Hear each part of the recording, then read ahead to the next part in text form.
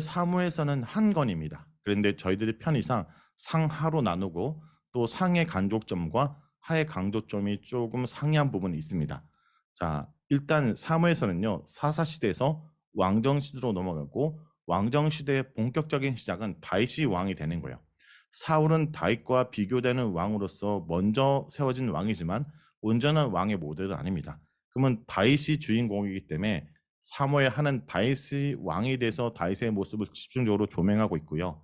그리고 사무엘 상은 누가 이스라엘 왕이 될 건가? 라는 질문 속에 하나님을 왕으로 모시는 자에 대한 강조점, 하나님을 온전히 왕으로 모시는 자가 왕이 될 거다라는 여러 구조 속에서 하나님을 어떻게 대하는지를 대조합니다. 예를 들어 한나와 엘리를 대조했고, 그리고 사무엘과 사울을 대조했고, 사울과 다윗을 대조하면서 하나님을 온전히 왕으로 여기는 것, 즉 사무엘상 앞부분에 하나님을 존귀히 여기는 자가 존귀함을 받는다라는 결론을 내서 다윗이라는 인물이 왕으로 세워질 것에 대한 포커스가 맞춰졌다면, 사무엘 하는요, 이 사울이 죽은 이후에 다윗의 왕정을 자세히 보여줍니다. 사울이 죽은 후에 다윗이 유다 지파의 왕으로서 이스라엘 온 민족의 왕으로 등극하는 것. 자, 기억할 것이 다윗이 바로 이스라엘의 온 왕이 되지 않고 유다 왕을 거쳐 유다 지역의 왕을 거쳐 이스라엘 전체의 왕이 되고요. 그리고 중요한 것은 이렇게 기름 부음을 받을 때 끝나는 것이 아니라 총 다윗의 인생에서 기름 부음이 3번 이루어집니다. 그가 어린 시절에 사무엘을 통해서 기름 부음이 주어지죠. 그때는 비공식적인 기름 부음입니다. 사울을 통해서 발견되면 안 되기 때문에.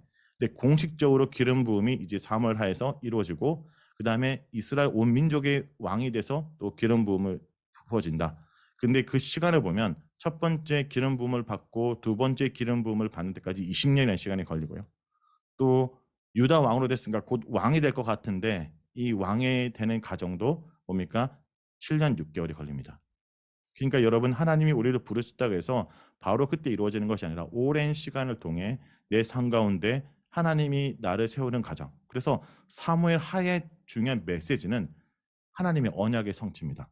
즉 이런 다윗을 왕으로 세워가시는 하나님이 더욱더 강조되고 있기 때문에 이 다니엘로 이 본문이 많이 가득 차 있지만 다니엘의 어적뿐 아니라 수치스러운 모습, 그리고 이런 모습에 대해서 아쉬운 모습까지 그대로 다 기록합니다.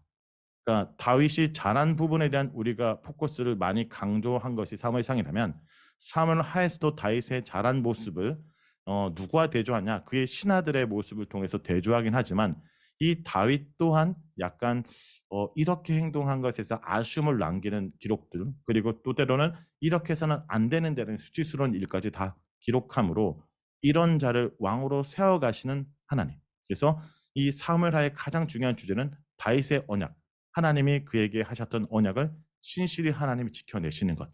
왜냐하면 사무엘하를 보면요, 다윗이 왕이 되는 과정까지는 그래도 순탄한데 다윗이 왕이 된 이후에 실수하는 장면, 대표적으로 바세바를 취하거나 인구 조사를 하는 행동들이 하나님을 왕으로서 잊은 모습입니다. 세상 왕들이 백성들의 여인을 뭐죠? 취하는 그런 제국의 왕의 모습을 보이기도 하고, 또 인구 조사는 왜 하냐? 하나님을 왕으로 모신 것이 아니라 자신의 뭡니까? 왕권을 강화하기 위해서 세상 왕들이 하는 행동을 그가 함으로 여러 가지 일들이 일어나는 것을 볼 수 있습니다. 그렇지만 결론은 그의 찬양으로 끝나게 됩니다. 사물하의 중요한 메시지는요, 순결한 신앙이에요. 성공과 실패, 기쁨과 슬픔이 교차하던 다윗의 인생을 낱낱이 보여주지만 그런 인생의 유일한 살 길은 순결한 신앙, 결국 하나님께 엎드리는 그 신앙만이 유일한 살 길이었다. 그렇죠? 그의 인생을 보면 성공한 적도 있지만 실패와 또 많은 역경과 고난이 있지만 그를 유일하게 살려낸 길은 하나님을 찾는 순결한 신앙만이 그를 살렸다라는 거고요. 자, 그래서 순결한 신앙에 대한 부분들을 강조합니다. 다윗의 모습을 통해. 또 한편으로 다윗의 제약을 통해서 그 죄가 한 개인의 죄로 끝나는 것이 아니라 한 나라를 뒤엎고 한 가정을 파멸에 미치는 죄의 확장성과 심각성 또한 얘기합니다. 그리고 하나님의 은혜, 하나님의 은혜는 인간의 제약보다 더 풍성하다. 이런 인간의 죄의 확장성과 심각성이 있지만 하나님이 자신의 약속을 신실히 지키고, 그래서 다윗의 언약과 함께 하나님이 은혜를 베푸셔서 하나님이 그의 나라를 지켜내심을 보게 되는 거죠. 자, 그래서 사무엘하를 스토리로 나누면 크게 세 가지로 나눕니다.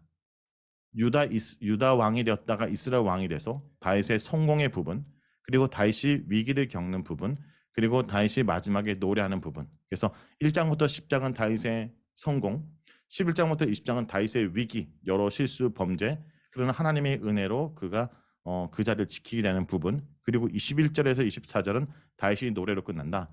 이거 되게 좀 중요하고요. 그리고 이 사무엘하의 전체의 좀 장소의 구분은 첫 번째는 헤브론이 메인 다윗의 활동 무대입니다. 유다 왕일 때는. 그런데 이제 이스라엘 전체의 왕이 될 때는 예루살렘을 가고, 이 예루살렘이 시온성 그리고 다윗성, 그러니까 우리가 알고 있는 그 이스라엘의 어떤 영적인 그들의 본향이자 중심지가 된 예루살렘이 된 것은 다윗을 통해서 이루어지는 이 과정을 보여줍니다. 그리고 이 사무엘하의 핵심 구절이 있다면 바로 하나님이 다윗에게 했던 그 언약, 나는 그의 나라 왕위를 영원히 견고히 하리라. 내 왕위가 영원히 견고하리라. 하나님이 그에게 약속을 부어주시고 함께하는 것을 보여주죠. 사무엘하 전체가 다윗의 중점을 두기 때문에 그의 인생 자체가 하나의 스토리로 나타나는 구조도 가능합니다. 그 왕이 되고 등극하지만 또 밥세바 사건 이후로부터 그가 먼저 범죄하고 또 하락하지만 결국 후회하고 하나님을 기억하는 모습. 자, 이렇게 구조 볼 수 있고요. 좀 더 큰 시각을 가져본다면 삶에서 전체는요, 노래로 시작하고 노래로 끝난다. 이거 꼭 기억하실 필요가 있을 것 같아요. 어떻게 노래로 시작하냐? 한나의 노래로 시작해서 한나의 노래로 마친다. 근데 여러분, 이것은 두 가지 의미가 있는데요. 첫 번째, 이렇게 성경 본문 속의 시라는 장르는 우리 삶이, 우리의 인생이 모두가 뭐죠? 노래하는 시라는 거예요. 이 시라는 의미는 뭐죠? 하나님을 기억하고 하나님을 고백하고 하나님과 소통하는 관계라는 의미를 좀 보여주고 있고요. 또 한 가지, 한나와 다윗이라는 이 두 구조는요. 이건 이 사무에서로 국한되지 않고 성경 전체는 사실 남자와 여성의 엄청난 밸런스를 잘 맞추고 있어요. 그러니까 이 여성의 부분과 남성의 부분을 동시 강조한다고 볼 수 있거든요. 왜 그러냐 보세요. 여러분, 민수기를 보면 믿음의 남성들을 많은 사람이 기억하고, 믿음의 남성들 두 사람 대표적으로 누구죠? 그 땅을 취하게 되는 믿음의 남성들, 여호수아 갈렙이죠. 많은 사람들이 이 사람들만 기억하는데 그러시면 안 돼요. 민수기는요, 여성들이 있어요. 마지막에는 여성들의 믿음을 돋보이고 여성들을 기록합니다. 슬로버의 딸들. 그러니까 성경 자체가 여성과 남성의 믿음을 밸런스를 상당히 맞추고 있어요. 우리가 어떻게 읽다 보니까, 그리고 또 뭐 여러 가지 여러 환경을 통해서 믿음의 남성들만 기억하지만 슬로바의 딸들을 기록하고, 심지어 민수기는 슬로바의 딸들이 믿음의 행동을 한 것과 그의 족보, 그러니까 그 여인들의 칭찬으로 끝난다. 성경은 어떤 균형감과 밸런스를 잘 맞추고 있다는 것을 보여주는 모델이고요. 또 이런 것도 있죠. 포로로 끌려가는데 믿음을 돋보이는 믿음의 여성의 본문이 에스더라면, 믿음의 남성이 뭐죠? 다니엘서를 보여주기도 하고요. 그리고 히브리서 보면 우리가 아브람만 우리가 생각하지만 아브람과 함께 사라의 믿음도 동시에 기록하고 있습니다. 그러니까 성경은 그 시대와 다르게 한 대상을 주목하는 것이 아니라 남자와 여성의 밸런스를 맞추고 있고, 때로는 남성들이 그 기능을 하지 못할 때 여성들이 그 기능을 감당하는 것도 얘기하는 부분에서 되게 균형적이다라는 것들. 그리고 또 한나의 노래와 다윗의 노래는 다음과 같은 주제가 있습니다. 이런 주제들이 이루어집니다. 이 주제는 쉽게 얘기하면 하나님은 높이기도 하고 낮추기도 하는 분, 즉 하나님이 왕이시고 그분이 우리를 지켜내고 구원하신 분이라는 것을 이 성경 본문이 다윗이라는 한 인물이 주인공이 아니다라는 것을 보여주는 의도도 있죠. 한나의 노래, 다윗의 노래를 통해서 하나님이 왕이시다라는 걸 얘기를 하고, 그리고 더 재밌는 것은 사무엘서가 다윗의 비중이 많지만 사무엘이라는 이름으로 시작했다는 것 자체가 인간 왕의 영웅전이 아니다라는 것도 보여준다고 볼 수 있습니다. 이런 관점으로 여러분 사무엘하를 보셔야 돼요. 왜냐, 사무엘하를 보면 우리가 의도적으로 다윗을 좋게 해석하는 부분이 있습니다. 그리고 때로는 그것이 맞습니다. 그런데 다윗의 아쉬운 선택들이 순간순간 조금씩 드러나고 또 노출시켜요. 의도적으로 사무엘하는. 왜냐? 다윗이 주인공이 아니기 때문에. 그래서 여러분, 저는 좀 이 구약을 우리가 읽을 때 사사기도 마찬가지고, 사사들의 좋은 점을 바라보기보다는 사사들은 어쩔 수 없었어가 사실 사사기의 메인이거든요. 근데 때로는 목사님들이 설교할 때 사사들을 좋게 평가하면서 이래서 사사로 쓰임 받았다라고 적용한다면 사사기 기록 목적과 사실 정반대입니다. 오히려 우리의 사사이신 하나님을 강조하는 것을 말하는 것이 사사기 마찬가지로 사무엘하도 다윗이라는 자가 왕으로 세움을 받게 되는 여러 이유들과 근거를 주목하도록 하지만 그런 다윗조차 하나님의 왕정을 이해하지 못하고 아쉬운 행동을 하고 인간 왕들의 모습을 따라가는 아쉬운 부분들이 나중에 문제가 되는 소지를 만들어 놓는 것들이 오늘 우리가 함께 나눌 본문들에도 요소요소 있습니다. 그런 부분들도 발견하시면 좋을 것 같습니다. 자, 그러면 이제 사울이 죽은 이후에 다윗이 어떻게 반응한지를 보는 부분들을 보겠습니다. 이 본문은 신현경 자매님이 좀 읽어 주실까요?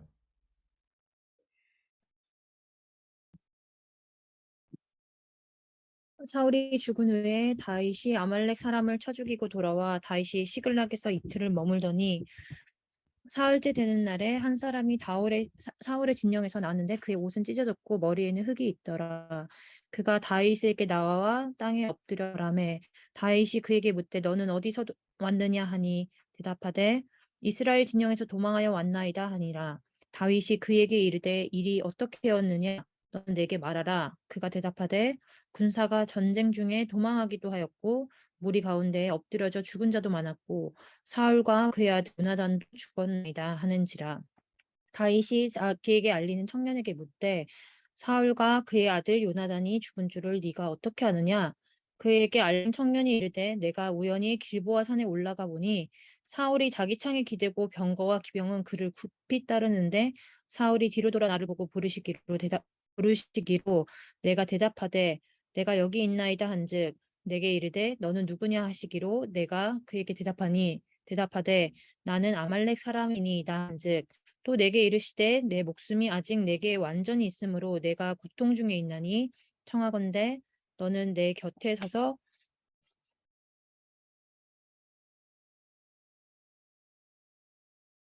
나를 죽이기라 하시기로 그가 엎드러진 후에는 살 수 없는 줄을 내가 알고 그의 곁에 서서 죽이고 그의 머리에 있는 왕관과 팔에 있는 고리를 벗겨서 내 주께로 가져왔나이다 하니라. 이에 다윗이 자기 옷을 잡아 찢음에 함께 있는 모든 사람도 그리하고 사울과 그의 아들 요나단과 여호와의 백성과 이스라엘 족속이 칼의 죽음으로 말미암아 저녁 때까지 슬퍼하여 울며 금식하니라. 다윗이 그 소식을 전한 청년에게 묻되 너는 어디 사람이냐 대답하되 나는 아말렉 사람 곧 외국인의 아들이니이다 하니 다윗이 그에게 이르되 네가 어찌하여 손을 들어 여호와의 기름 부음 받은 자 죽이기를 두려워하지 아니하였느냐 하고 다윗이 청년 중 한 사람을 불러 이르되 가까이 가서 그를 죽이라 하매 그가 침에 곧 죽으니라.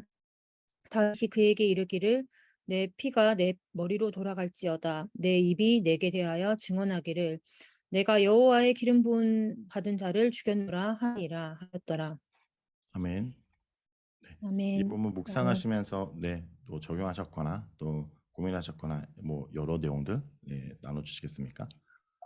저는 13절에서 좀 마음이 와닿는데요. 다윗이 사울과 그의 아들 요나단과 여호와의 백성과 이스라엘 족속이 칼의 죽음으로 말미암아 저녁 때까지 슬피 아니 13절이 아니네요. 이게 12절. 네, 예. 12절입니다. 슬피 저녁 때까지 슬퍼하며 울며 금식하니라. 사실 다윗이 사울 때문에 엄청 고생했던 거를 알고 있는데 어 그래서 뭐 내가 다윗이라면 사울을 엄청 미워할 수도 있었을 텐데 그렇게 나를 미워한 사람의 불행을 나는 과연 슬퍼할 수 있을까? 이 부분에 대해서 생각했습니다. 일반적으로 내가 미워했던 사람이 잘 안 되고 그러면은 '아 고소하다. 아 저러다 벌 받았지.' 이렇게 생각할 때가 많았던 것 같은데 다윗처럼 정말 그 사람의 불행을 애통해하고 정말 하나님의 관점으로 바라보는 것. 그래서 하나님의 기름 부은 자에 대한 다윗의 그런 존중과 그런 경외함은 아마도 그 사람을 넘어서 계신 하나님께 순종하는 태도였을 것 같다는 생각이 들었습니다. 어 사실은 저도 그동안 저희 교회 공동체에서 어 계속 태업한다고 생각했던 담임 목사님을 정죄하고 판단하고 '아 이제 거리 두기를 해야겠다.' 해서 슬슬 이제 피하기만 했었는데 이제 그 목사님을 지으신 하나님을 그 너머에 계시는 하나님을 인식하지 못했고 그랬던 점을 이날 묵상을 통해서 특별히 회개를 했고요. 뭐 그렇게 그런 목사님도 하나님이 핏값으로 사실 다 귀한 하나님의 자녀인데 내가 오버해서 심판 자리에 앉아서 뭐는 잘못했고 뭐는 잘했고 막 그런 잘잘못을 따지지 않았을까. 그래서 그분의 악한 그런 그분의 연약함을 긍휼히 여기고 나보다 더 속상해하실 하나님을 믿고 그분께 더 간구하자. 제발 어 그런 모습을 통해서 하나님의 그런 심정을 더 알아가고 또한 목사님이 하나님과 관계가 온전하게 회복하도록 "내가 진심으로 기도하자." 이렇게 적용을 했거든요. 근데 이러고 나서 그다음 날 목사님께서 사임 발표를 하셨어요, 주일에.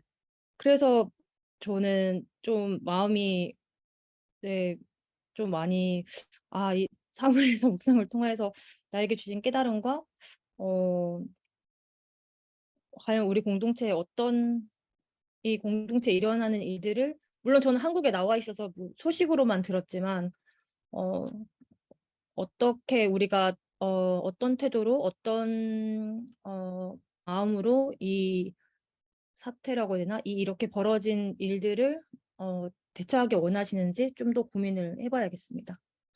네. 어쩌면 되게 실제적인 우리 속에서 고민들이 이 본문과 같이 연결할 수 있을 것 같아요. 그러니까 사울이 죽었다는 것은 다윗 병에 너무나 기쁜 소식인데 기뻐하지 않는 이유는 저는 이제 본문을 보면서 다윗은 하나님이 왕으로서 이 하나님 나라가 이스라엘 나라가 온전히 세워지고 그 나라가 안정을 취하는 것이 포커스를 두고 있기 때문에 빠른 시간 내가 왕이 되는 게 목적이 아니라 이 하나님 나라 이스라엘 백성들이 평안하고 그들의 나라가 온전히 확고한 것을 생각했던 것 같아요.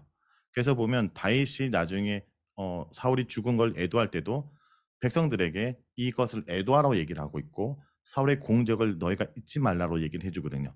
뭐 사실 왕이 새로 든 왕 입장에서는 먼저 '이전 왕은 무조건 나쁜 놈이고 난 좋은 왕이다.'라고 하는 게 오히려 왕권을 강화하고 자기를 돋보이는 것인데 그렇지 않다는 거죠. 그러니까 다윗이 어떤 마음으로 왕이 되려고 했고 또 이 왕을 어떻게 생각하냐를 잘 볼 수 있는 부분이 아까 얘기했던 부분인 것 같고요. 그런 것 같습니다. 이게 교회 얘기를 하면 여러분 어떤 교회 지도자도 온전한 사람이 분명히 없고 우리가 생각할 때 그 목회자가 한 교회를 계속 있는 경우도 있겠죠, 개척해서. 근데 많은 경우 이민교회는 많은 목회자가 왔다 갈 때 좀 생각할 것이 그가 우리가 함께 있음으로 우리에게 좋았던 분명한 공과 사가 있을 것이고 또 득과 실이 분명히 존재합니다. 그래서 너무 한 사람을 친송하는 것도 문제라 생각하고요. 너무 그의 잘했던 공을 깎아내리는 것도 문제라고 생각을 해요. 한국계는 너무 양극단이거든요. 죽일 놈 아니면 살 놈으로 늘 가요. 그리고 때로는 존경하기 때문에 모든 걸 다 감싸 안는다. 오히려 사무엘 하 자체가 다윗조차도 모든 걸 잘했다고 얘기하지 않습니다. 그가 그 당시에 이와 같은 역할에 있었고 사울도 다윗이 왕이 되기 전에 그의 역할이 충분히 있다는 것을 다윗은 인정한다라는 부분에서 있는 것 같고요. 최근에 이제 제가 저희 동기들이 담임 목사님들이 몇 명 있는데 그 목회자 모임에 이제 제가 훈련도 하고 모임에 참석해요. 저도 이제 기관에서 이제 담당을 하고 있어서. 근데 그분들이 이런 얘기를 하는 거예요. 담임 목회가 되신 분들 그러니까 40 뭐 제가 80 년생이니까 40 뭐 3살 정도 되죠. 뭐 담임 목회를 몇 년 하지 않았는데 이분들 공통점이 "담임 목사 되고 나서 다 임플란트를 했다."라고 얘기를 하는 거예요. 그래서 '아 그만큼 힘들구나.' 예 저도 곧 임플란트를 해야 될까 싶을 정도로 이거 쉬운 길은 아닌데 이런 얘기를 했어요. 그 다른 얘기를 하기 전에 어느 순간에 목회자가 설교를 하는데 '내 설교를 이분들이 들어주는구나.' 느꼈다. 그러니까 여러분 어떤 사람의 설교나 메시지도 몇 년 들으면 비슷합니다. 사람의 한계가 있어요. 그리고 또 대부분은 교회를 지키는 것들이 성도들이고 또 교회에서 말씀을 듣는 것도 어떤 목회자가 탁월하게 이끌어 간다기 인물 중심보다는 그 교회의 주인이 하나님이고 그 하나님이 때에 따라 하나님의 원하는 주자를 이 공동체에 불러 세웠을 때 그와 함께 파트너십을 이루어서 잘 이들을 감당하고 이런 부분들에서 우리가 또 교회를 섬기는 자로서 우리가 좀 더 어떻게 성숙할 건가에 대한 부분들을 생각할 필요가 있는 것 같아요. 예 그래서 그런 부분에 실제 한인교회는 더 그런 고민들이 많으실 것 같습니다. 기도하도록 하겠습니다. 좋은 목사님이. 네. 그 지역이 어디시죠? 거기가? 피츠버그 지역이에요. 네. 아 네. 그 피츠버그는 가까우신가요? 김은호 집사님 계시는 곳과? 네, 저희 3시간 정도 거리에 있을 것 같아요. 아 그렇군요. 그러면 먼 거리네요. 네. 제법 먼 거리네요. 네 좋습니다. 미국에선 미국에서는 가깝지만 가까운 네 거리. 미국에선 네. 가깝지만 한국에선 네 대전보다 더 밑이니까. 네. 자 그럼 한번 본문 보겠습니다. 여기 사무엘하는 사울이 죽은 후라고 시작하죠. 그러니까 한 시대가 끝나고 그다음 시대로 이제 이어지는 서막이 열리는 부분인데 사울의 죽음된 소식을 한 사람이 갖고 옵니다. 처음에는 이 사람이 어디 출신인지는 말하지 않아요. 근데 나중에 대화를 통해서 아말렉 출신이라는 걸 통해서 여러 풍자와 상징적 의미가 동시에 이제 딱 부각되거든요. 먼저 한 사람이 소식을 갖고 왔다라는 보고요. 그리고 하나 지금 이 사건이 어떤 배경이냐? 여러분 이제 사무엘상 마지막 부분을 설명드리면 사울이 다윗을 계속 죽이려고 하니까 다윗이 블레셋으로 피합니다. 자신의 적국인 블레셋에 피해서 블레셋의 아기스 밑에서 용병 노릇을 해요. 그러니까 블레셋을 위해서 싸우는데 다윗이 나름대로 정한 원칙은 있습니다. 내가 블레셋의 용병이지만 나의 민족들을 치는 일엔 가담하지 않기 위해서 아기스를 속여서 마치 유다를 성읍을 치는 것 같지만 오히려 아말렉을 치고 또 오히려 다른 이방 민족들을 쳐서 그 전리품을 주는 방식으로 용병 노릇을 하고 있는데 이스라엘과 싸워야 되는 일이 벌어지는 거예요. 아기스가 이제 블레셋 군사들을 모아서 블레셋 연합군과 함께 이스라엘과 싸우는 거죠. 사울과 싸우는 거죠. 평생 다윗은 사울과 싸우지 않기 위해서 노력했습니다. 왜냐? 단순히 잘 지내는 것이 아니라 사울은 기름 부음 받은 자이기 때문에. 그리고 자신이 왕이 되기 위해서 자기 민족을 스스로 죽여서 왕이 되는 모델이 아닙니다. 다윗은. 내가 백성들을 죽여서 세상 나라 왕은 뭐예요? 나의 형제도 죽여서 왕이 돼야 되는데 다윗은 그런 것을 하나님이 원하지 않는다라고 생각했고 오히려 나도 기름 부음을 받았지만 또 기름 부음 받은 자를 지키는 것이 기름 부음 받은 자신을 지키는 방법인 것 같아요. 그래서 다윗은 그런 행동을 하지 않고 아기스 밑에서 있었는데 이제 전쟁을 해야 되는 일이 벌어지죠. 근데 하나님의 은혜죠. 블레셋 장군들이 이 다윗이 용병으로 있는 걸 보면서 아니 이 사람이 지금 전쟁 때 마지막 결정적인 순간에 우리를 배신해서 적장의 목을 치면 우리의 목을 치면 어떡하겠냐? 이 스파이 아니냐라는 얘기가 나오면서 이 전쟁에 참여하지 않고 시글락이라는 이제 블레셋에서 자신이 머무는 그 성읍으로 가죠. 근데 시글락에 갔더니 아말렉 사람들이 그 빈틈을 타서 거기 있는 사람들을 죽이고 아내와 아이들을 데리고 할 때 이제 이 시기에 다윗은 이 아말렉에 가서 전쟁을 벌이고 있었고 그리고 아기스 편에서 다윗이 빠진 상태의 블레셋 군사들은 이스라엘과 싸움을 벌이죠. 이 싸움에서는 사울은 죽게 됩니다. 그러니까 지금 블레셋과 사울, 이스라엘이 함께 싸우는 전쟁에 다윗은 참여하지 않았기 때문에 이 전쟁 소식을 듣지 못하고 이제 아말렉과 전쟁을 이기고 전리품을 취하고 이제 돌아온 그때쯤이었던 거죠. 자, 그래서 이제 전쟁의 소식을 듣는데 이 소식을 들고 왔던 사람은 아말렉 청년인 걸 통해서 두 가지가 있습니다. 왜 아말렉 청년이 전쟁터에 있었냐? 이자 또한 사울 부대 용병이었으로 추측돼요. 그러니까 사울 편에 이스라엘 편에서 용병으로 활동했던 자가 사울의 죽음을 보고 와서 알리는데 그의 말은 거짓 진술입니다. 왜냐? 그는 이런 얘기를 해요. 병거가 쫓았고 사울이 그 병거가 쫓아오자 뭡니까? 자신에게 부탁해서 뭡니까? 자신이 그의 목숨을 거뒀다는 얘기를 하죠. 왜냐하면 다쳤기 때문에 더 이상 싸울 수 없기 때문에 거뒀고 그래서 그가 죽은 증거로 그의 왕관과 그의 팔에 있는 팔찌를 갖고 오게 됩니다. 자, 그런데 이것이 왜 거짓 진술이냐? 31장을 보면요. 사울의 죽음에 대한 얘기는 이거예요. 병거나 기병이라 활 쏘는 자에 의해서 사울이 상처를 입었고 상처를 입은 사울이 자신이 이제 더 이상 싸울 수 없게 되는데 이 싸우다가 할례 받지 않는 자들에 의해서 죽음을 당하고 싶지 않아서 이방인의 손에 죽음을 당하지 않고 싶어서 자신의 옆에 있는 보디가드죠. 병거를 든 자. 그러니까 자신의 부하한테 자기를 죽여달라고 얘기를 합니다. 그런데 이 부하도 감히 하나님의 기름 부음 받은 자를 함부로 죽일 수 없기 때문에 사울이 스스로 칼에 엎드려져. 그러니까 스스로 자결한 거예요. 죽은 거예요. 사울은. 그리고 그 병거를 든 자가 사울이 죽어달라고 부탁을 받은 그 자도 거기서 죽습니다. 그러니까 이 아말렉 청년은 사울이 죽는 장면을 목격한 게 아니라 죽었던 사울의 시체를 부하로서 수습하지 않고 오히려 사울이 죽었으니까 이 소식을 누가 기뻐할까? 다윗이 가장 기뻐하겠구나라고 생각하면서 이 사울의 전리품을 취해서 다윗한테 가서 포상을 받으려고 했죠. 그리고 자기가 마무리 지었다라는 얘기까지 하려고 하는 거였습니다. 자, 그것이 이제 이 내용이고요. 자, 그런데 이 자신이 사울을 죽였다 말하는 아말렉 청년의 얘기를 오히려 다윗은 기뻐하지 않습니다. 아말렉 청년은 사울과 다윗 관계의 적대 관계를 알아서 평생 사울 때문에 고생했던 다윗이 이 소식을 가장 기뻐하지 않을까라고 여겼고, 그래서 그가 죽었다는 걸 확증하기 위해서 그의 시신에서 왕관과 팔에 있는 고리를 가지고 왔고, 기대한 것은 다윗의 포상인데 오히려 그가 죽게 되죠.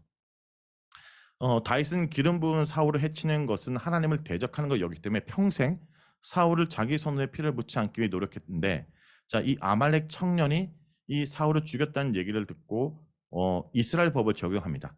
이스라엘에서 기름 부은 자는 함부로 죽여서는 안 돼요. 그런데 그가 이방인이라도 이것이 적용되는 것은 그는 용병이었고, 그리고 또 그가 이스라엘 진영에 거했기 때문에 하나님의 법에 적용되는 거죠. 근데 여러분, 여기서 이 장면, 이 아말렉 청년이 사울의 전리품을 취하는 장면이 왜 우리가 주목해야 되냐? 이건 그의 사울의 인생을 나타내는 되게 풍자적인 표현이에요. 무슨 말이냐면요. 사울이 하나님에 대해서 버림을 받던 사건이 아말렉과 전쟁에서 전리품을 모두 없애지 않고 취함으로, 즉 아말렉의 전쟁에서 전리품을 취하는 사건 때문에 사울이 버림을 받았죠. 그렇죠? 하나님으로부터. 근데 그의 죽음은 어떻게 해요? 그가 죽은 전리품을 아말렉 청년이 취합니다. 자, 이런 부분에서 그의 인생을 평가하고 있는 거죠. 의도적인 거예요, 성경은. 네, 그래서 이가 아말렉 청년인 걸 통해서 의도적으로 그러니까 그 아말렉을 강조하고 있다는 거죠. 아말렉 청년이 가져온 사울의 왕관과 팔찌는 자신에게 그 소식을 진실성 입증한 확증한 증거였지만 다윗의 원수로 여겼던 사울을 죽인 전리품이었다. 그런데 한편으로 여기입니다. 아말렉 진멸 명령을 어기고 전리품을 취했던 사울 왕의 왕관과 팔찌가 결국 아말렉 사람에 의해서 전리품이 된 거예요. 그 뭘 얘기합니까? 사울이 전투력이 부족해서가 아니라 불순종의 결과로 죽었다. 하나님을 불순종했던 사람의 죽음이 이것이다라고 알리고 있고, 하나님을 순종했던 자가 이제 기회를 얻고 왕이 된다라는 걸 보여주죠. 자, 이걸 보면 뭡니까? 다윗의 인생은 왕권을 차지하는 게 인생의 목표가 아닌 겁니다. 그랬다면 지금 사울이 죽었다는 것을 홀가분하게 여기고 기뻐했을 거예요. 그런데 하나님에 의한 하나님 나라의 수립에만 관심이 있었던 다윗에게는 오히려 하나님 나라의 나름대로 군사적으로 사울의 노래를 보면 이런 노래 보면 그가 많은 군사적 업적을 였기 때문에 그가 하나님 나라의 왕이었던 것이 또 그 시대는 유익이었던 거죠. 그래서 그런 부분에서 이 용사가 죽게 되어서 애통하고 금식한다. 그러니까 이런 일반적인 사람의 계산으로선 이해할 수 없는 행동을 다윗은 하는 것은 그런 일반적인 세상 사람들의 사고와 계산 방식이 아니라 하나님 나라 방식으로 생각하고 있다는 것을 알 수 있다라는 거죠. 이런 생각이 좀 듭니다. 여러분, 우리가 내가 뭔가 하나님이 비전을 주셨다고 해도 그것이 내가 성취하는 건요. 여러분, 저는 이런 생각이 들어요. 어떤 사람이 하나님 일을 하면서도 그것이 하나님의 나라 일인지 아니면 개인의 욕망의 성취인지를 알 수 있는 게 뭔지 아세요? 네. 현재를 기쁨으로 감사함으로 보내는지 보내지 않은지를 보면 알겠더라고요. 그러니까 여러분, 지금 내가 그 일을 이루고 그 자리에 오르는 것이 목적이면 끊임없이 앞만 쳐다보서 갑니다. 지금 현재를 즐길 수가 없어요. 지금 현재 내 삶을 통해 하나님 되심을 드러나고 주목할 수 없고 끊임없이 내가 그 자리에 서는 것만 보기 때문에 여유가 없습니다. 근데 다윗은 어떻습니까?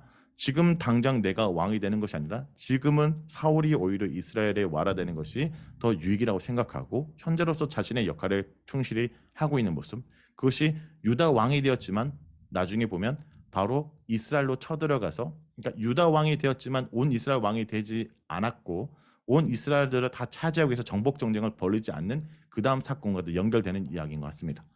자, 다윗이 이제 이런 사울과 요나단의 죽음을 통해 애가를 부르고 있는데요. 이 애가는 염진 자매가 한번 읽어 주실까요?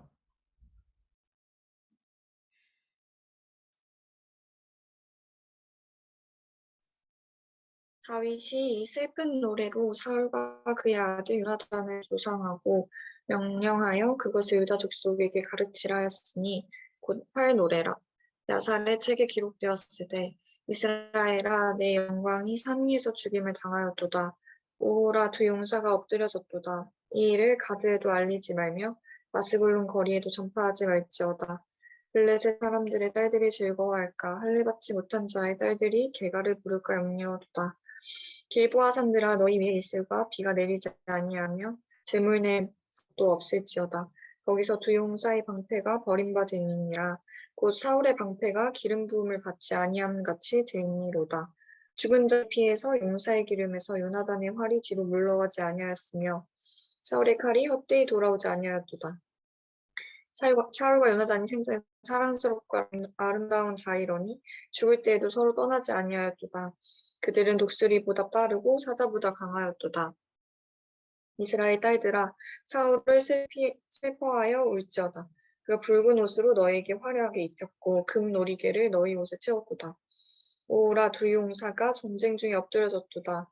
요나단이 내 산 위에서 죽임을 당하였도다. 내 형 요나단이여 내가 그대를 애통함은 그대는 내게 심히 아름다움이라 그대가 나를 사랑함에 기이하여 여인의 사랑보다 더하였도다. 오라 두 용사가 엎드려졌으며 싸우는 무기가 망하였도다 하였더라.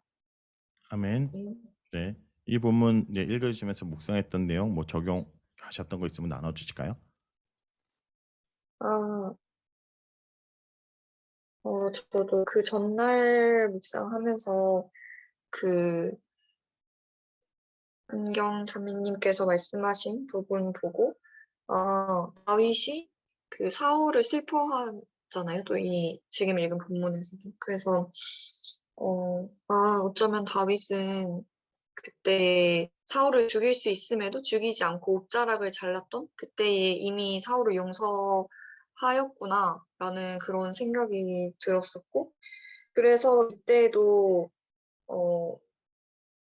진심으로 슬퍼하고 이런 찬미하는 내용들, 23절에 이런 내용들도 부를 수 있었고, 그리고 요나단이랑은 되게 사이가 좋았었기 때문에 정말 진심으로 너무 애통하고 슬펐겠다라는 생각이 26절을 읽으면서 들었습니다.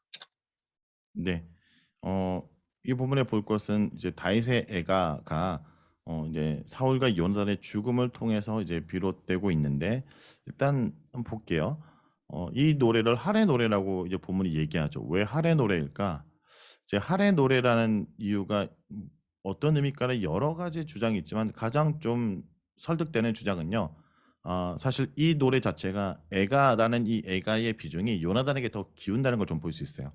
사울이 죽은 것의 슬픔보다는 사울은 어떤 측면에서 슬퍼했냐? 이 그가 죽어서 이스라엘의 그래도 첫 왕이 죽었던 안타까움이 있다면 슬픔의 원인은 좀 요나단에 더 있다라는 걸 볼 수 있을 것 같아요. 특별한 관계였고요. 그래서 요나단의 비중이 있고요.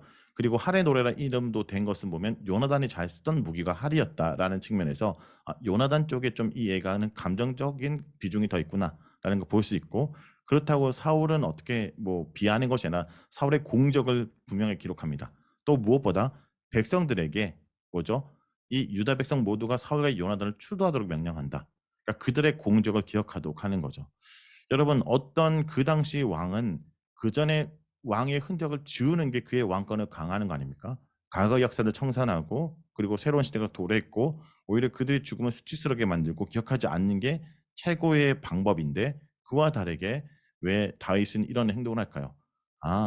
내가 왕이 되지만 이런 왕들은 하나님이 왕이신 하나님의 쓰임받는 왕으로서의 역할이니까 그 전에 했던 그 왕의 공적들을 노래하면서 백성들에게 뭐라 얘기하냐? 너희가 입은 옷, 너희가 기고 있는 그 모든 기금속 모두 이 사울의 공적이 아니냐? 사울을 통해서 너희들이 이렇게 부귀를 누리지 않았냐라는 얘기를 하면서 그의 공적을 기리고 있죠. 그리고 또 한편으로 블레셋에게는 이제 이스라엘 백성들에게 노래하라고 얘기하고 기억하라고 얘기하지만 블레셋에게는 알리지 말라. 이것도 중요합니다. 이것이 단순히 우리가 수치스럽기 때문에 알리지 말라는 것이 아니라 이겁니다. 사울의 죽음이 이방인들에게 마치 하나님 나라의 실패처럼 미칠까 봐. 그렇죠?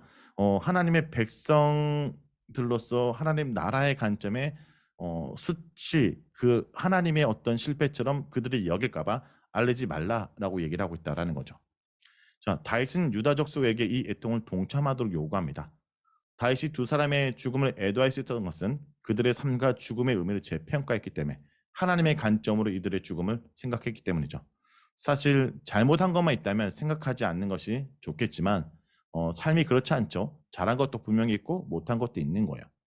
이스라엘을 지켜온 용사로서의 삶 높이 살만합니다. 그리고 백성들의 안위를 지켜주고 안정을 누리도록 했고 그리고 이스라엘과 함께 블레셋과 싸웠던 여러 공족들을 분명히 인정해주고 있는 이 다윗의 모습을 통해 다윗은 하나님을 온전히 기억하는 나라의 왕으로서 세워지고 생각하고 있다라는 걸 볼 수 있습니다. 자신에 대한 사울의 증오가 아니라 사울을 향한 하나님의 주권과 은혜. 이게 왜 중요하냐? 그러니까 하나님이 사울을 선택했던 것이 실패가 아니라는 거예요. 하나님의 선택이 실패함이 아니라는 것을 분명히 하나님의 무슨 뜻이 있어서 사울을 이때 왕으로 세웠겠지라는 관점으로 보고 있는 거 중요하지 않을까요? 그런 생각이 듭니다. 우리가 어떤 벌어진 일을 무조건 그래서 부정할 때는 하나님이 왜 이러셨어가 아니라 하나님이 그때 이것을 선택할 만한 이유가 있었지라는 것이 믿음의 관점인 것 같습니다. 자, 그러면 이제 이런 사울이 죽고 사울이 죽었던 애가를 불었던 다윗이 왕이 되는데 그가 이스라엘 전체의 왕으로 바로 등극하지 않고 유다 왕이 됩니다. 그리고 유다 왕에서 전체 왕이 되는 데까지 7년 6개월의 시간이 걸리죠. 참 쉽게 왕이 되는 거 쉽지 않습니다. 그렇지만 이 7년 6개월 동안에 유다 왕으로서 다윗이 어떤 행동으로 보이는지도 좀 우리가 주목할 필요가 있을 것 같습니다. 자, 이 본문은 이제 다시 좀 돌아와서 이번에는 김영왕 집사님이 한번 본문을 읽어주실까요? 이 본문.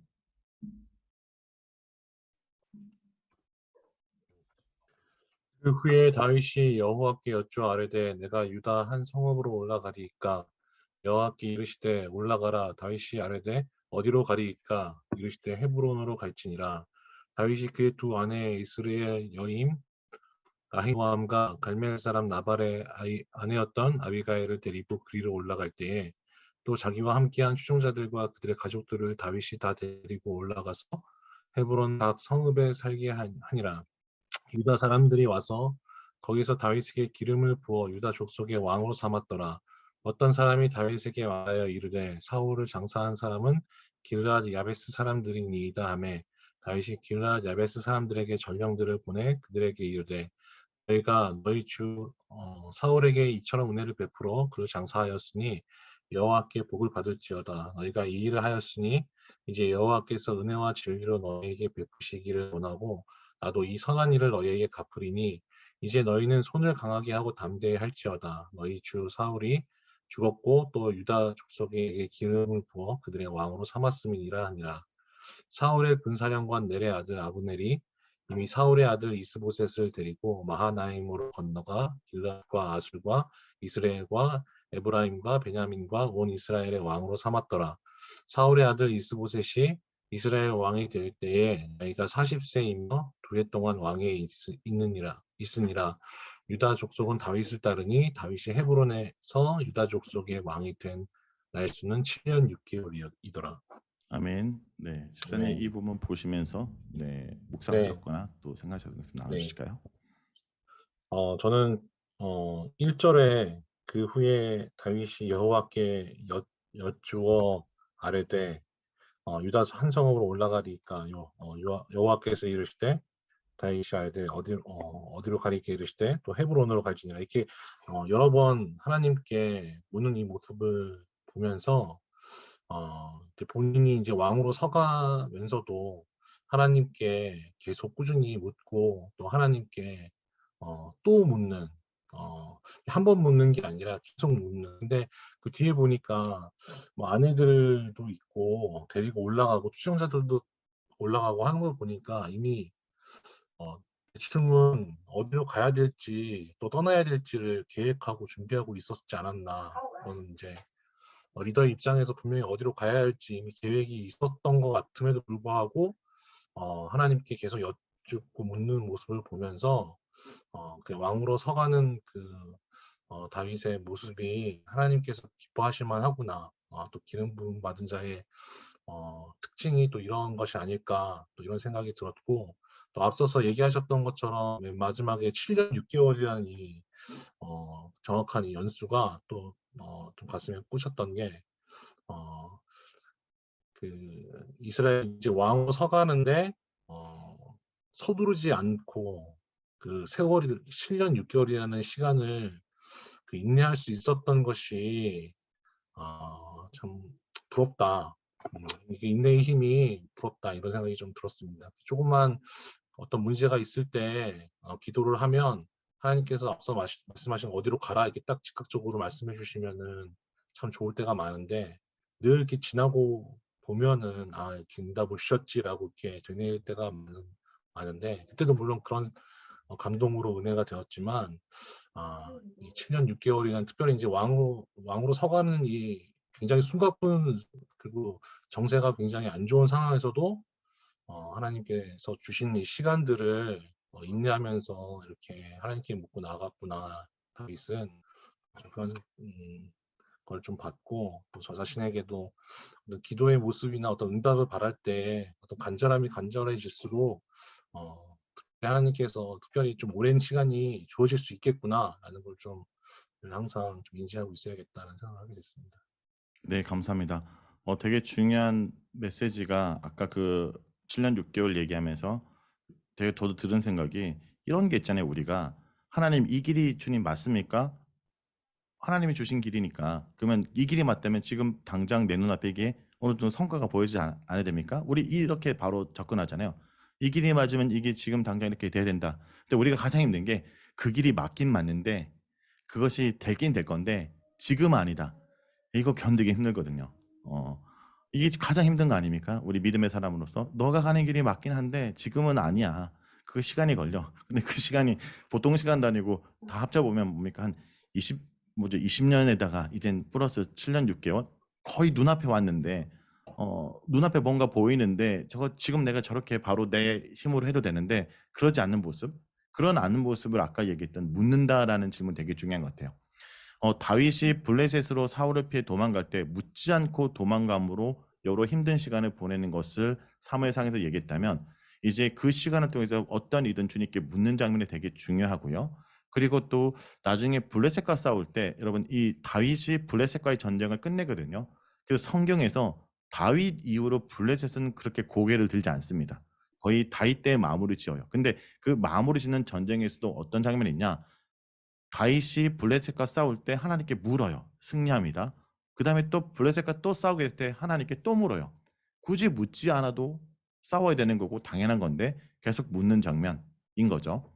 자, 아까 중요한 또 관점이 있는 것이 이 헤브론이라는 것을 가는 게 다윗의 심중에 있었을 거예요. 근데 하나님이 또 마침 헤브론이라 말하기도 했고요. 왜 그런지를 이 본문을 보면서 좀 보겠습니다. 자, 먼저 아까도 얘기한 것처럼 묻는다라는 것 중요한 표현입니다. 사울이 죽은 후에 다윗은 자신의 고향인 유다를 돌아가야 되는지. 그러니까 내가 지금 시글락에 있고 블레셋 진영에 있으니까 이제 사울이 죽었으니까 나를 죽이려고 하는 자가 없으니까 내 고향으로 돌아가도 됩니까? 어디로 가야 됩니까? 라고 묻습니다. 여러분 묻는다는 게 뭐예요? 묻는다는 것은 몰라서 인도가 필요하다는 개념도 있겠지만 누구 말을 따르는 자인지를 보여주는 거예요. 나는 하나님이 말씀을 따르는 자다. 나는 주의 종이다. 왕이지만 왕으로서 현명한 선택을 내가 판단하고 내린 것이 아니라 나는 주의 말을 따르는 왕이다. 라는 걸 보여주는 게 묻는다라는 거죠. 그래서 묻는다라는 표현이 되게 좀 중요한 신앙인의 모습 같습니다. 그리고 헤브론으로 가도록 하는 것이 일단 유다 지파에선 중심 도시입니다. 그리고 나중에 다윗의 성이 된 시온성 예루살렘과는 30km 떨어진 지역이죠. 하나님께 기도하고 그분의 지지에 따른 순종의 모습인데, 자, 헤블론이라는 지역 자체가 다윗이 가게끔 했던 하나님의 인도하심이었고 다윗 입장에서도 유익한 장소인 것이, 자, 먼저 다윗이 이제 유다 왕이 될 수 있는 것은 다윗이 그 전에 쌓았던 행동들이 있습니다. 다윗이 이스라엘을 떠나서 살았지만 아말렉과 전투를 하게 되잖아요. 시글락을 쳤던 아말렉을 치고 그와 승리를 얻어서 그 승리했던 전리품 노획물들을 유다 장로들에게 보냅니다. 그러니까 이미 그 전의 사건들을 통해서 호의적인 관계를 얻어놨기 때문에 그냥 내가 이제 사울이 없으니까 힘이 있으니까 유다의 성읍 가는 것이 아니라 그를 지지해주는 유다 장로들이 있었고 호의적 관계를 만들어 놨던 거예요. 그리고 아내들에 대한 언급을 할 때 본문은 의도적으로 아내들의 출신을 말하고 있어요. 이 아내들의 고향이 그리고 아내들을 통해서 지지할 수 있는 기반이 있었다는 거죠. 이 본문에 보면 아내들 등장하고 있죠. 먼저 이스라엘 여인 아히노암과 갈멜 사람 나발의 아내 아비갈. 자, 이런 언급은 뭐냐면 이들의 고향이 이 헤브론과 남유다 지역에 가까운 지역에 있었기 때문에 그들을 지지했던 세력들이 있었다는 거죠. 아히노암의 고향이 이스라엘은 마온과 십과 갈멜 사이에 위치하고 있는 유다 지역 있죠. 그러니까 이 여인이 있었던 그러니까 이 다윗의 사건 속의 여인은 단순히 사랑의 여성의 대상이 아니라 그가 왕이 될 때 지지 기반을 말하기도 하고 내가 온 이스라엘 왕이 될 명분을 얘기할 때 미가라는 여인이 또 등장하기도 하고 이렇게 좀 이런 관점에서 그의 이름과 아버지와 출신을 배경할 때 나름대로 그 본문 속에 좀 이해할 수 있는 부분들이 있습니다. 아비가일도 여러분 나발의 아내였죠. 근데 갈멜이라는 지역이고 헤브론에서 멀지 않은 그러니까 얘기하면 이겁니다. 자신의 노력, 부인들의 도움, 무엇보다 하나님의 인도하심으로 헤브론에 자리 잡고 유다 사람들의 지지를 받아서 유다 족속의 왕으로 선출되죠. 두 번째 기름 부음을 받는 장면. 첫 번째는 사무엘이 사울에게 들키면 안 되니까 비밀내에 기름을 부었다면 이제 공식적으로 사람들 앞에서 왕으로서 기름 부음을 받습니다. 자, 그런데 여기서 공식적으로 이제 유다 왕이 되었으면 자, 내가 왕이 되었기 때문에 나의 왕권을 강화시키기로 할 때 세상 왕은 어떻게 해요? 내가 왕권이 강화되기 위해서 가장 먼저 하는 것은 역적들, 이전 왕을 섬겼던 세력들을 제거하는 거예요. 그러니까 나의 잠재적인 위험 요소들을 제거하는 건데 다윗은 반대 행동을 합니다. 자, 누구를 향해서 가서 하친을 맺고 손을 내미냐? 다윗에게 가장 어쩌면 최후까지 사울의 편에 설 자들이 누구냐? 길랏 야베스 사람들이에요. 자, 길랏 야베스 사람들을 역사적으로 이해하면 첫 번째 인연은 뭐냐면 사사기로 가야 돼요. 사사기에서 베냐민 지파가 다 죽게 되었을 때 베냐민 지파들이 뭡니까? 남은 남자들이 여인들을 취해서 결혼했던 지파가 길랏 야베스 사람들. 그러니까 기본적으로 베냐민 지파와 길랏 야베스는 이전부터 사돈 관계, 친인척 관계인 거죠. 그리고 베냐민은 누구냐? 사울의 지파가 베냐민 지파인 거예요. 그러니까 베냐민 지파는 길랏 야베스과 기본적으로 역사적으로 친인척 관계로 볼 수 있는 가까운 지파이고 또 한편으로 어떤 관계냐? 사울이 왕정을 펼칠 때 길랏 야베스 사람들이 암몬들에 의해서 침략을 당할 때 도와줬던 지파예요. 그러니까 길랏 야베스 입장에서 사울의 은혜를 입었기 때문에 길랏 야베스 사람들이 사울이 블레셋에 죽어서 시체가 훼손됐거든요. 블레셋에서 시체가 훼손될 때 이것을 찾아와서 장례를 치러줬던 소식을 들은 거예요. 자, 이 부분에서 누구와 대조됩니까? 아까 사울을 내가 죽여서 그의 전리품을 취해서 내가 다윗에게 상을 받으러 왔던 이 아말렉 사람과 정반대로 길랏 야베스는 자신들에게 선대했던 사울을 기억하고 그가 나에게 베풀었던 헤세드로 반응하고 있는 모습을 보이죠. 그 얘기를 듣고 어쩌면 길랏 야베스 사람들은 누구보다 다윗의 끝까지 다윗의 편에 서지 않을 그들에게 내 편에 서달라 말하기 전에 너희가 사울을 장사해 지낸 것을 칭찬하고 있어요. 이것이 다윗의 특별한 모습이죠. 목숨을 걸고 사울의 장례를 치러줬던 것에 사울의 충신들입니다. 근데 다윗이 먼저 손을 내밀어 하친을 청하고 베냐민 향한 메시지도 던지고 있죠. 다윗은 죽은 왕에 대한 예의를 지켰고, 그러니까 그때 노래를 부르는 걸로 끝나는 것이 아니라 실제 이 죽은 왕에게 예의를 지켰던 이 사람들도 뭡니까? 칭찬하고 있습니다. 자, 그것이 이유가 뭘까요? 이겁니다. 다윗이 끝까지 사울에게 보였던 충성, 이 헤세드였고 그가 세우기 원한 나라가 바로 하나님과 서로에게 헤세드를 베푸는 나라였기 때문에 길랏 야베스 그들이 베푼 선행, 이 사울에게 보냈던 헤세드가 정말 가치 있는 거라고 여겨주고 인정하고 있는 거죠. 자, 그래서 다윗이 어떤 나라를 세우려고 하냐? 인간의 야욕으로 죽고 죽여서 나라를 세우는 것이 아니라 하나님이 왕이 되는 나라는 그 가정 속에서도 그리고 하나 되는 나라를 만드는 거죠. 자, 하나 되는 나라를 만들기 위해서 힘쓰는 다윗과 반대로 나의 권력을 유지하기 위해서 나라를 쪼개는 인물이 등장하는데 이게 아브넬입니다. 그 다음 나오죠. 아브넬은 사실은 뭡니까? 사울의 사촌이고 그리고 사울의 왕국의 2인자입니다. 사울 통치 초기부터 군사령관으로서 군사력을 확보하고 있고 붙들고 있는 군부 세력이라고 볼 수 있겠죠. 자, 근데 이 아브넬이 사울의 아들 중에 이스보셋을 요단 동편.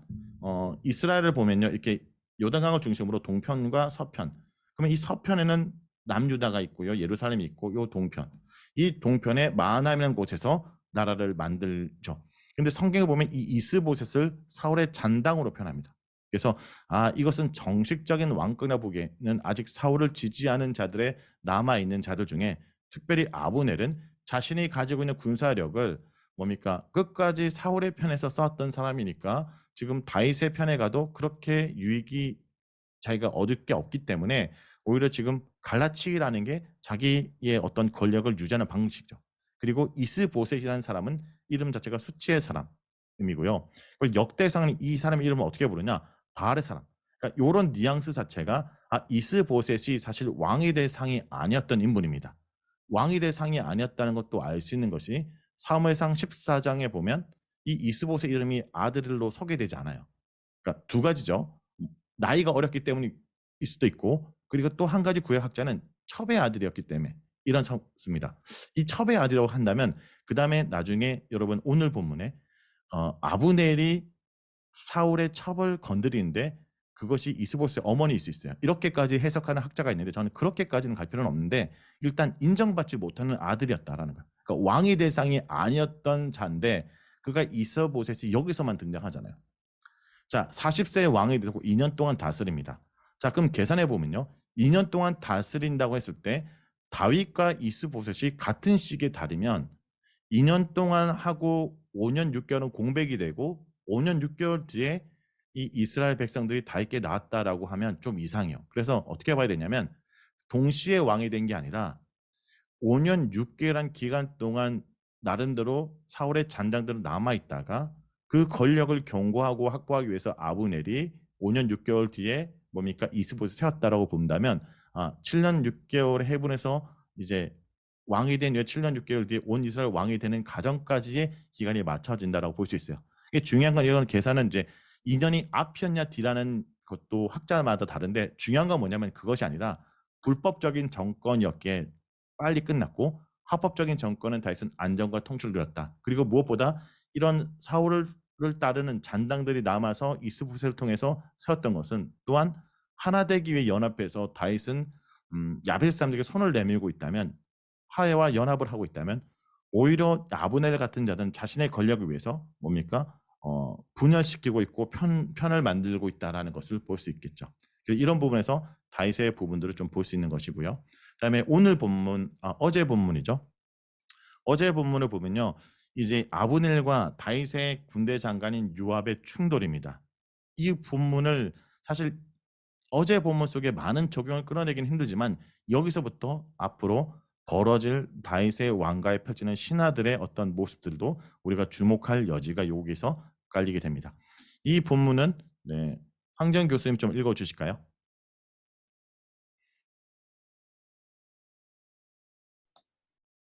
넬의 아들 아브넬과 사울의 아들 이스보셋의 신복들은 마하나임에서 나와 기브온에 이르고 수리야의 아들 요압과 다윗의 신복들도 나와 기브온 목가에서 그들을 만나 함께 앉으니 이는 못 이쪽이요 그는 못 저쪽이라.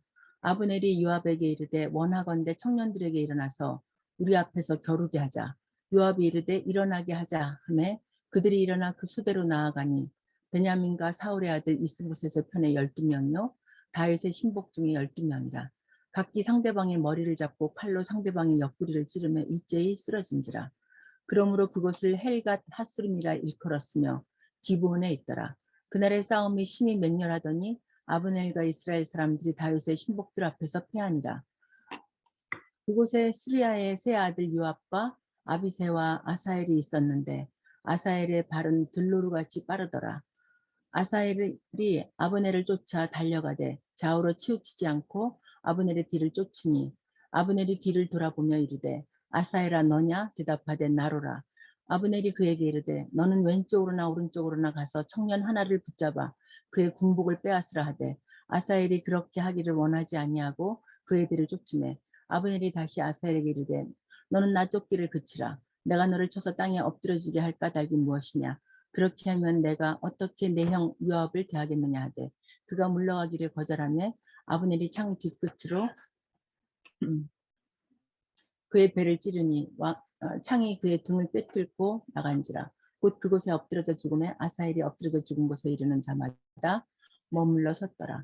요압과 아비새가 아브넬의 뒤를 쫓아 기브온 거친 땅의 길과 기아 맞은쪽 암마산에 이를 때 해가 졌고 베냐민 족속은 함께 모여 아브넬을 따라 한 무리를 이루고 작은 산 꼭대기에 섰더라. 아브넬이 요압에게 외쳐 이르되 칼이 영원히 사람을 상하겠느냐. 마침내 참혹한 일이 생길 줄을 알지 못하느냐. 내가 언제 무리에게 그의 형제 쫓기를 그치라 명령하겠느냐. 요압이 이르되 하나님이 살아계심을 두고 맹세하노니 내가 말하지 아니하였다면 무리가 아침에 각각 다 돌아갔을 것이요 그의 형제를 쫓지 아니하였으리라 하고 요압이 나팔을 불매 온 무리가 머물러 서고 다시는 이스라엘을 쫓아가지 아니하고 다시는 싸우지도 아니하니라. 아브넬과 그의 부하들이 밤새도록 걸어서 아라바를 지나 요단을 건너 비드론 온 땅을 지나 마하나임에 이르니라. 요압이 아브넬 쫓기를 그치고 돌아와 무리를 다 모으니 다윗의 신복 중에 19명과 아사엘이 없어졌으나 다윗의 신복들이 베냐민과 아브넬에게 속한 자들을 쳐서 360명을 죽였더라. 무리가 아사엘을 들어올려 베들람에 있는 그의 조상 묘에 장사하고 그의 부하들이 밤새도록 걸어서 헤브론에 이른 때에 날이 밝았더라. 아멘. 네, 이 부분 읽으시면서 묵상하셨거나 네, 또 적용하신 거 있으면 나눠주실까요?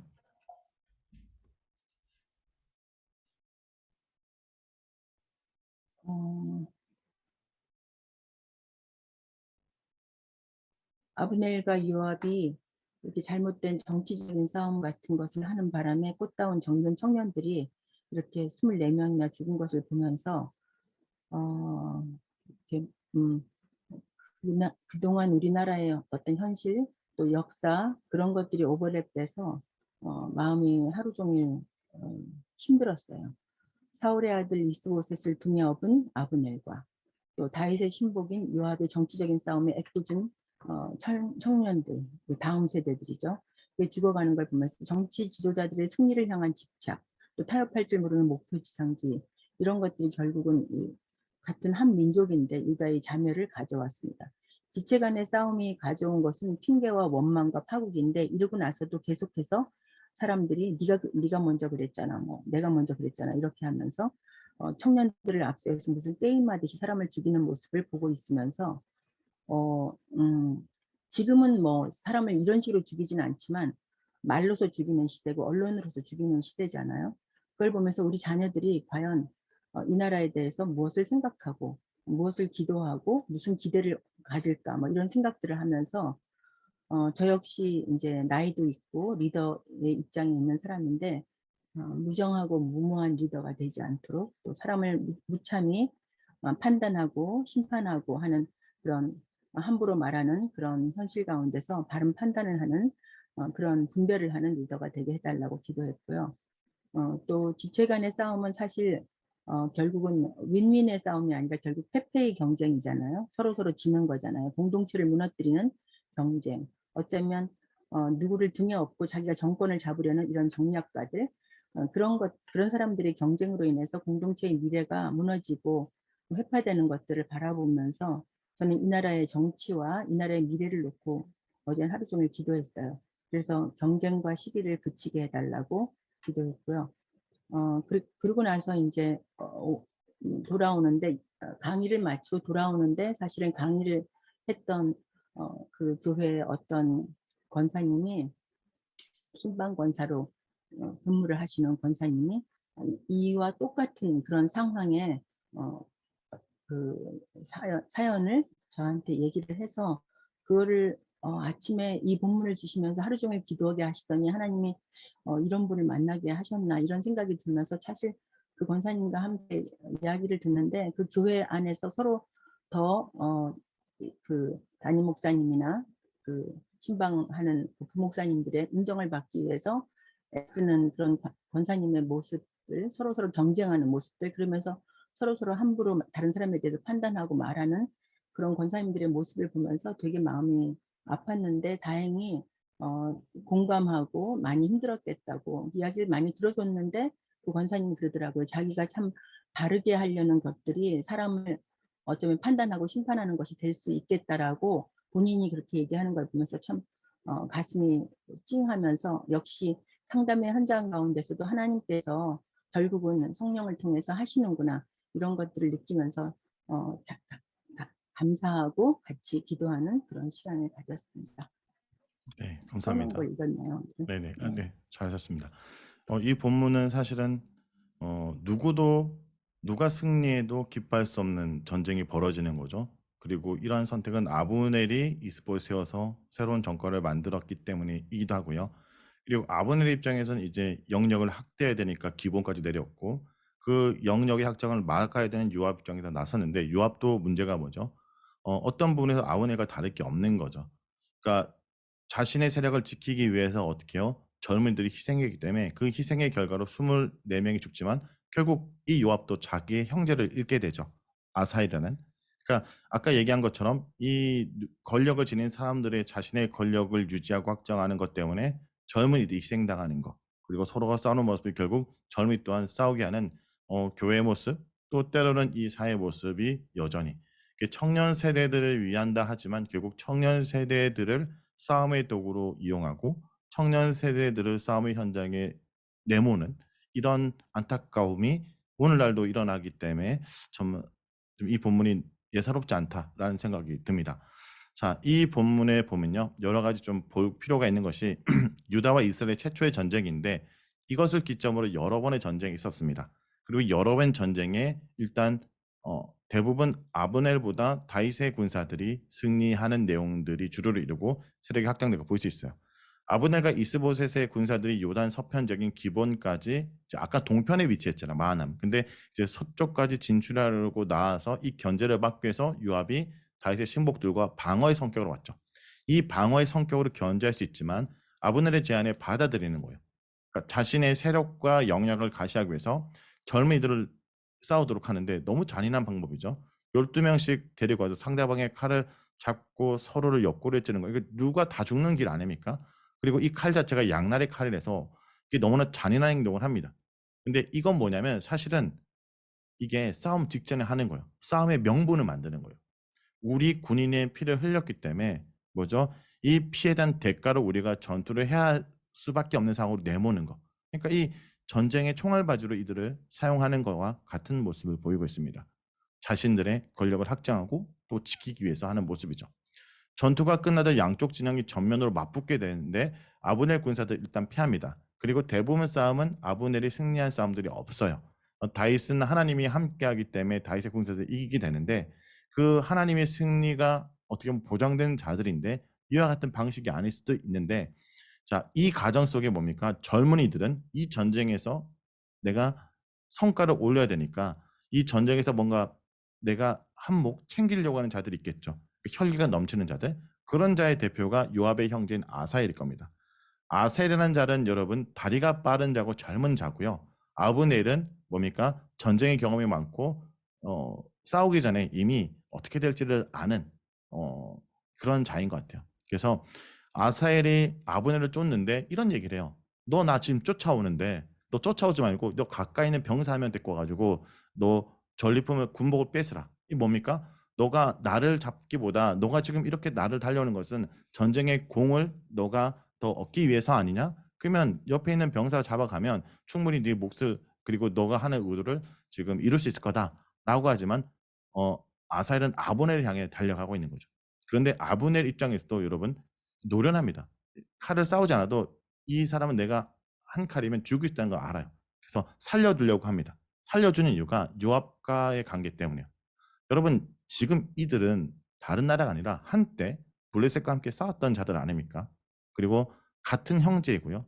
또 요압과 잘 아는 관계니까 요압에게 괜히 이 형제의 아사를 죽여서 서로 피를 보는 일을 하지 않기 위해서 계속 하지 말라고 하는데 결국 이 젊은이는 뭡니까? 앞으로 나가죠. 이 모습이 뭐예요? 결국 이 어른들의 결정에 의해서 젊은 세대가 죽는 모습이 보여주고 있습니다.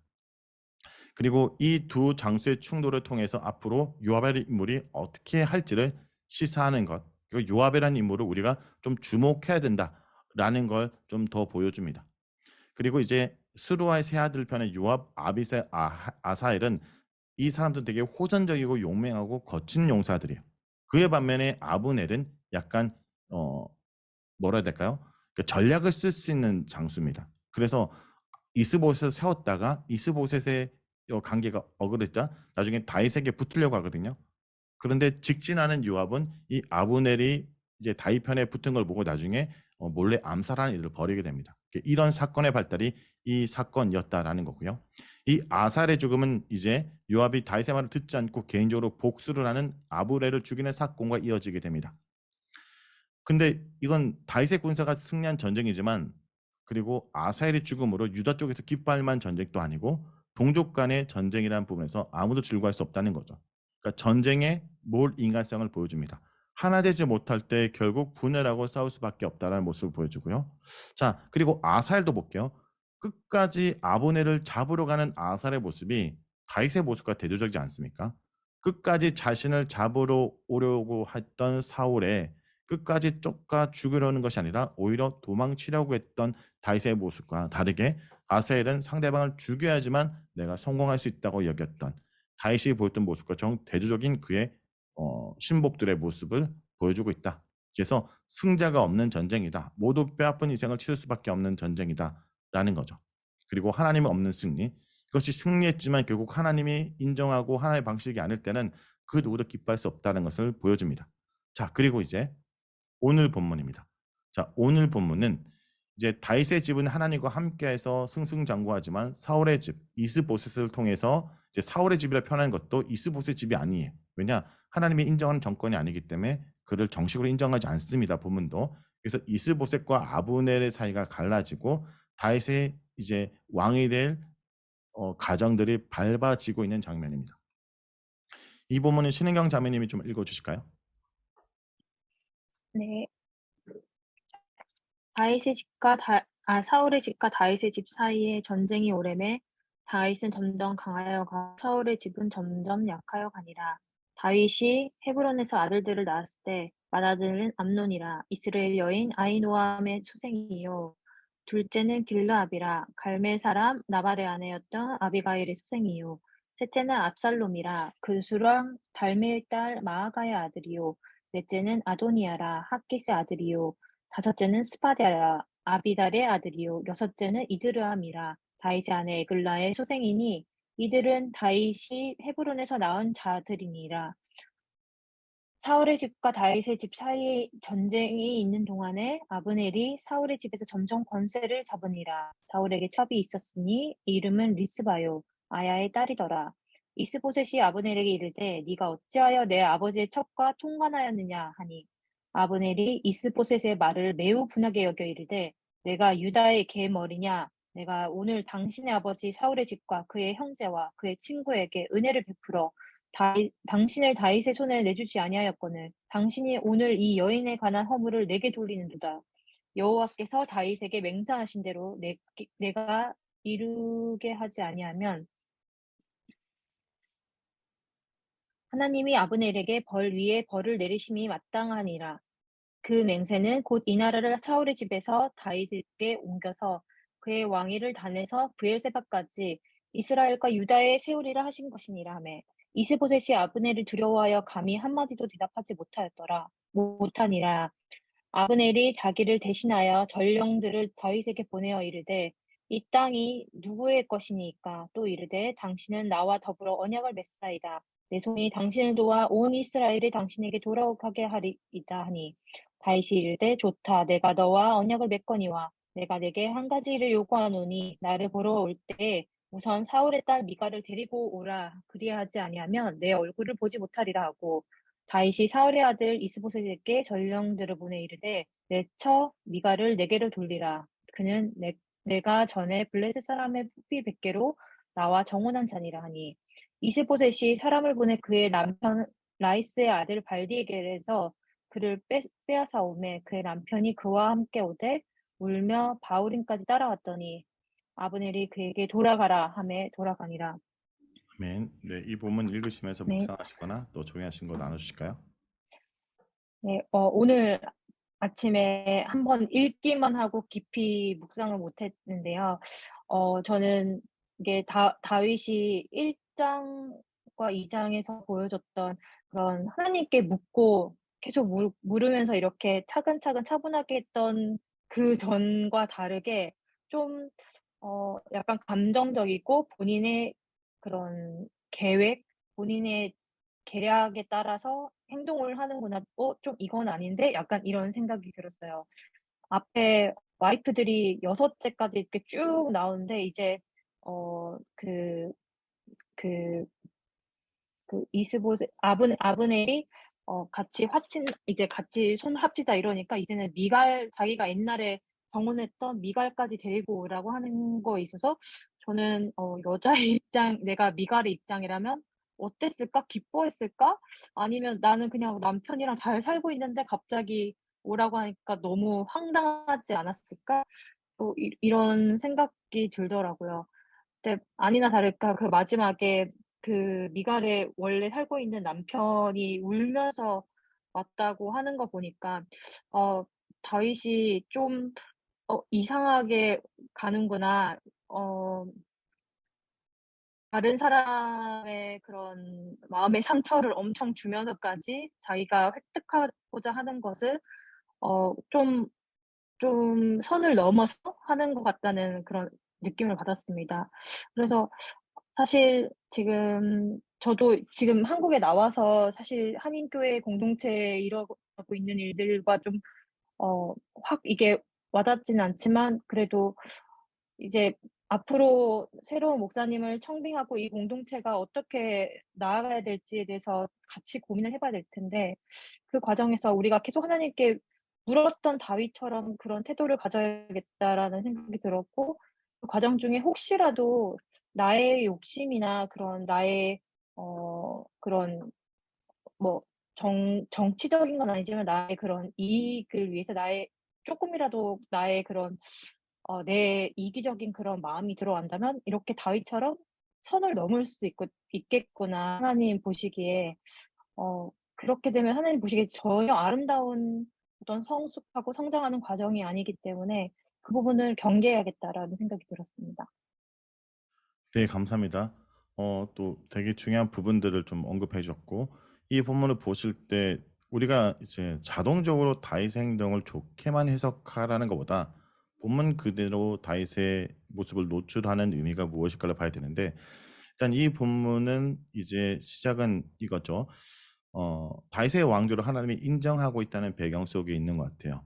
2 장의 전쟁 이후에도 잦은 전쟁이 있었던 것 같아요. 충돌이 계속 일어나고 있었고 그 충돌은 제가 봤을 때는 다윗이 의도하기보다는 아브넬에 의해서 이 충돌이 계속 일어난 것 같습니다.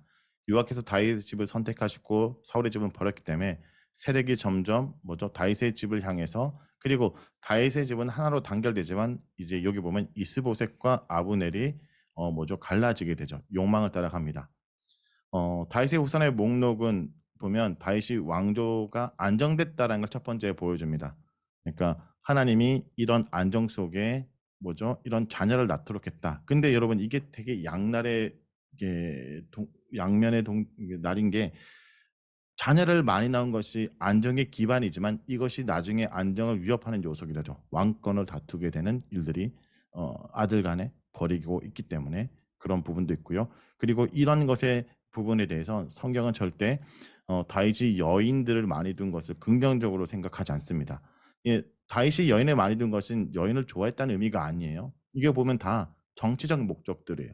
그러니까 여러 부족들과 기반들 그리고 미갈까지 선택하는 걸 보면 미갈이란 여인을 사랑해서가 아니라 그 여를 통해서 왜요?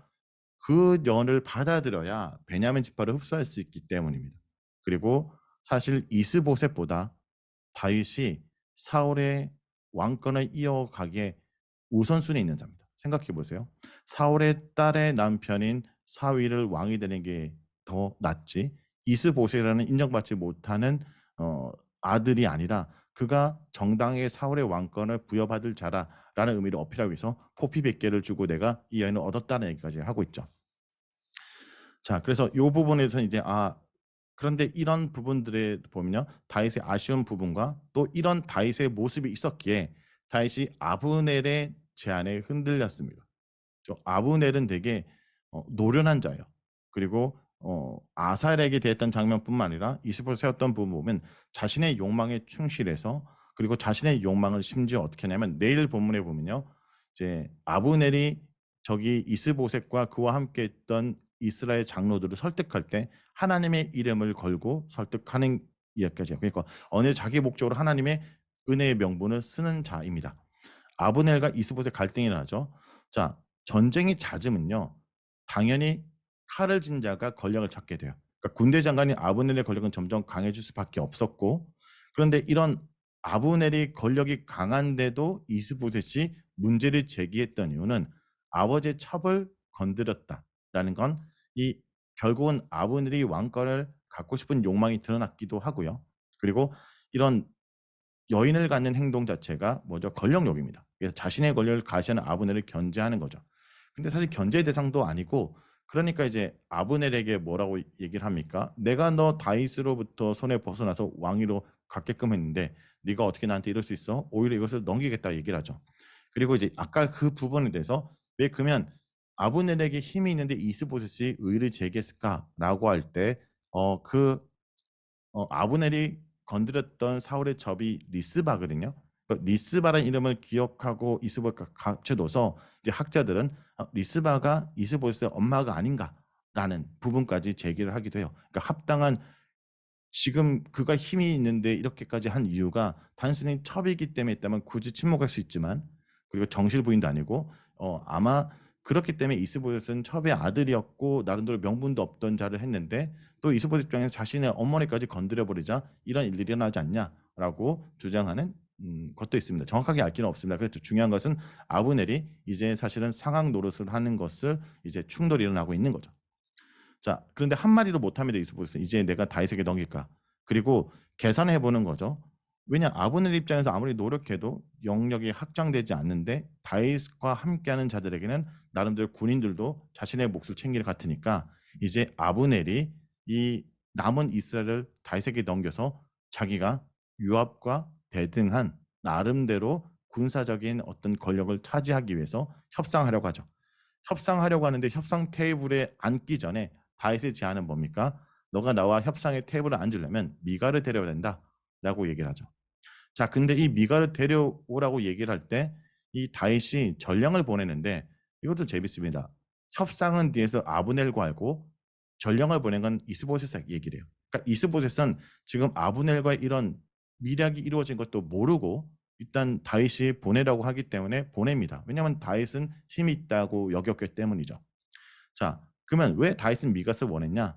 자, 일단 사울의 집에 대한 왕권을 주장하려면 사울의 사이라는 면목상지가 필요합니다. 단순히 나의 권력으로 이것을 차지하는 것이 아니라 내가 원래 저기를 이어받을 명분이 있다라는 것, 그리고 미가를 사랑하는 개인적 애정 때문이 아니라 정치적 이유. 그래서 포피로 100개를 사서 원래 내 신부였다라고 주장하죠. 이스보셋은 아브넬과 다윗의 비밀 협상을 모른 채 다윗의 요구를 미가를 보내고요. 현재 남편 발디엘은 울면서 바울인까지 쫓아왔다는 것을 통해서 이 이별이 비극적이다. 중요한 건 이 사건에 대해서 미갈의 심정이 본문엔 드러나지 않지만 나중에 보면 미갈과 다윗의 관계가 그렇게 좋지 않았다 알 수 있는 것이 그 언약궤가 들어올 때 미갈이 오히려 다윗의 모습을 비난하는 부분을 보면 그렇게 부부 사이가 좋지 않았다는 걸 보여요. 그러니까 자기가 이용당하고 있는 것, 그리고 다윗의 이런 모습에 자신이 사용되고 있다는 것을 좀 좋게 여기지 않았던 것 같습니다. 자, 중요한 건 뭐냐면 이런 무심한 정치가들에서 한 가정이 무너뜨려지고 있는 것을 보여주면서 이 권력욕이 얼마나 한 가정과 한 사람의 인생을 망칠 수 있냐를 보고 있죠. 아브넬의 권력욕입니다. 사울가에서는 이스보셋이 아니라 아브넬의 건세가 강해졌고 심지어 아브넬은 왕의 힘과 권위의 상징인 사울의 첩을 취함으로써 왕권에 대한 자신의 야망을 공개적으로 드러냅니다. 급기야 이 부당성을 지적하는 이스보셋에게 모욕을 주고 이 나라를 다윗에게 넘기겠다 얘기하고 실제로 넘기기 위해서 이제 협상까지 하는 거죠. 자, 이것은 뭐가 부족한 모습이에요? 바로 헤세드. 네. 자, 신의를 충성을 지키는 모습의 부족한 모습, 자신의 권력에 충실한 모습. 그런데 이런 아브넬의 그런 제안에 다윗도 흔들리는 모습을 볼 수 있습니다. 다윗은 아브넬의 힘을 빌려 북쪽 11지파의 지시. 다윗 입장에서 왜 흔들렸냐? 자기가 칼로 쳐서 자기 백성들을 앞으로 될 백성들 죽여서 될 수는 없는데 아브넬과 협상을 잘하면 피를 흘리지 않고 왕이 되는 지름길이 여겼을 것 같아요. 그리고 또 사울의 딸인 미가를 되찾아 정권의 적법성 여러 부분으로 인간적 계산으로는 좋을 것 같아요. 근데 이게 뭡니까? 여기죠.